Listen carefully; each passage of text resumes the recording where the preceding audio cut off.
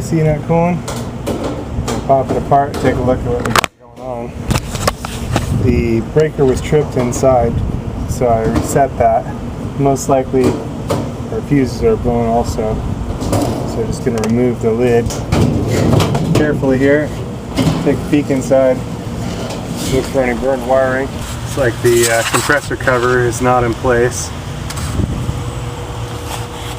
Contactor sucked in. You can see there. Capacitor is good. It's got a dangling capacitor. You can secure that. That a little bit better. Compressor's warm but not too hot to the touch. Could just be a matter of being low on Freon. The first thing really to look for is any burned wiring, which I'm not really seeing. Nothing's jumping out at me, at least at this point.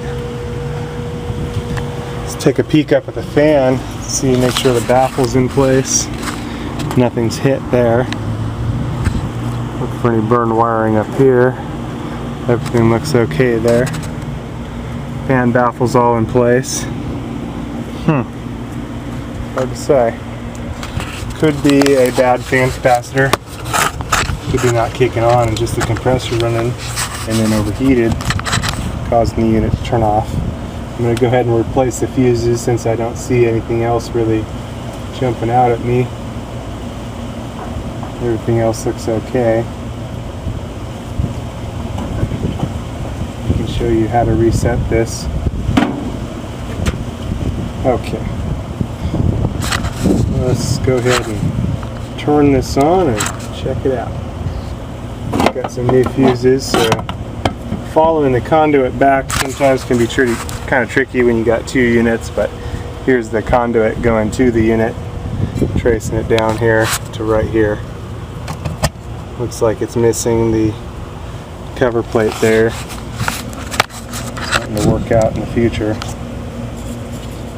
Here on our fuses, we go ahead and change out the fuses. Some new ones. I can test these later with my ohm meter, a multimeter set to ohms.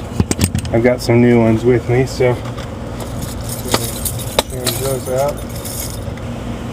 Again, just re-examining all the wiring, making sure everything looks good up there. It really does. Popping the new fuses in here.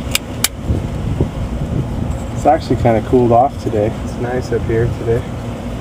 Sunny, but still not too hot. The wind's cooling it down. Okay, here goes popping our fuses in. You can see the power coming in and then power going down to the conduit. Power comes in on the side, ground wire back there, and then the power gets relayed through the fuses down through the wiring at the bottom to the unit. So here goes plugging it in. Woo! Broke right away. Popped the breaker, probably inside the unit, as well as possibly blew the fuses. Not too good. We got something going on here. Maybe the unit's shorted out. I'm gonna have to show you how to do a scratch test on the compressor to prove whether the compressor is bad before we just call it out and replace this unit.